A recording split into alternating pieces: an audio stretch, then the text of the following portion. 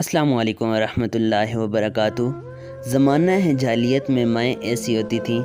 ایک دیہاتی عورت اپنی بیٹی کو شادی کی رات وصیتیں کرتے ہوئے بولتی ہیں کہ اے میری پیاری بیٹی، اگرچہ تو مہذب، مؤدب اور شائستہ گو خاتون ہے، اور اگرچہ تیرا باپ بھی امیر آدمی ہے، تیرے ناز نخرے اٹھا سکتا تھا، اے میری بیٹی، جس ناز و نہم والے گھر میں تو پلی بڑی، جن سہیلیوں کے ساتھ حسین بچپن گزارا، آج ان سب سے دور ایک ایسے اجنبی و ناآشنا کے گھر جا رہی ہو جسے پہلے کبھی دیکھا بھی نہیں۔ لہٰذا میری چند یہ نصیحتیں اپنے ساتھ لیتی جاؤ، تمہارے لیے کارآمد ثابت ہوں گی۔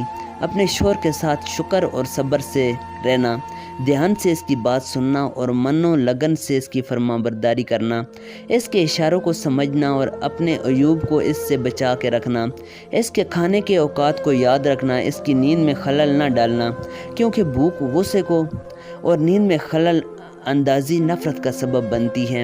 اگر وہ پریشان ہو تو اپنی خوشی کا اظہار نہ کرنا، اگر خوش ہو تو اپنے رونے کھول کر نہ بیٹھ جانا۔ تم سب سے زیادہ اس کی عزت کرنا، وہ تمہیں سب سے زیادہ احترام دے گا۔ یاد رکھنا، تمہیں حقیقی مسرت اس وقت نصیب ہوگی جب تم اپنی مرضی کو اس کی مرضی کے قربان کر دو گی اور اپنی خواہش کو اس کی خواہش کے آگے جھکا دو گی، خواہ اس میں تمہارا بھلا ہو یا برا، جا خدا تیرا بھلا کرے۔ دوستو، یہ ویڈیو اچھی لگے تو لائک کریں، چینل کو سبسکرائب ضرور کریں۔